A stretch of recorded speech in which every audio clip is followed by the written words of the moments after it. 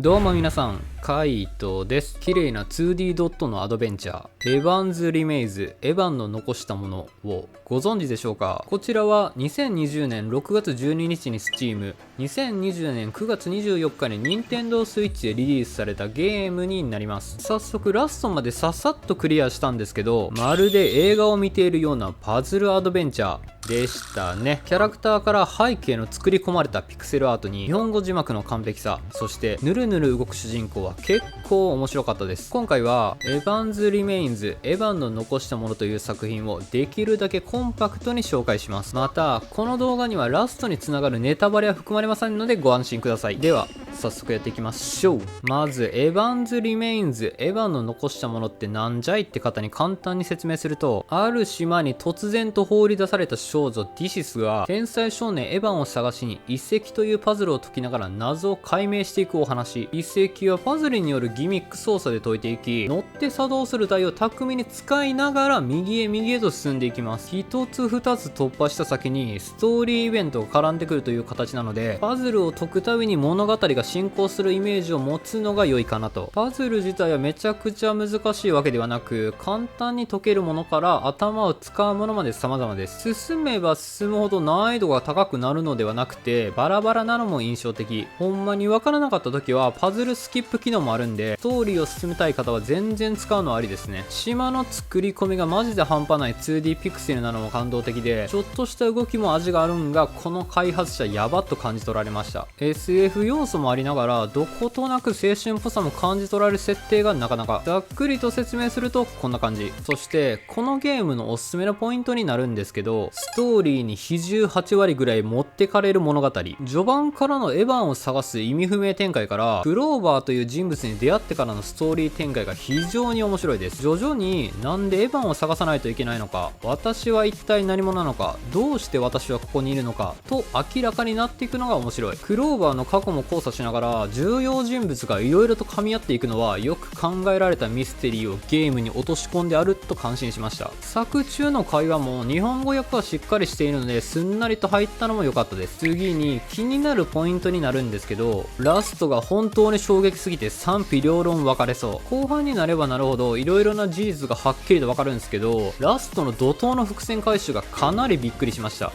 こういった感じで持ってくと度肝を抜かれて、泣けるとまではいけませんが、色々と感情が揺さぶられるのが賛否両論なところ。すごくラスト言いたいんですけど我慢します。金額が Steam720 円、Switch699 円と低設定なだけあって、3時間ぐらいでサクッとクリアできるのもちょうどいい。ある意味うまくまとめられてましたね。最後にまとめになるんですけど、2D ピクセル好きでちょっとしたパズルがエッセンス、そしてストーリーに重きを置きたい方はぜひプレイしてほしいのがエヴァンズ・リメインズ、エヴァンの残したもの。青春を感じ取られる中で綺麗なロケーションも楽しめる背景感、衝撃なストーリー展開からのまさかのどんでん返しで驚愕する。よければ皆さんもディシツと一緒に真実を探しに行きませんか？きっと難しい謎解きに時間がかかった瞬間、パズルスキップを絶対に押してしまいますよ。このチャンネルではインディーズ作品を中心におすすめのゲームを一通りクリアして紹介しております。少しでも参考になった方がいればチャンネル登録や高評価をしていただけると幸いです。ではでは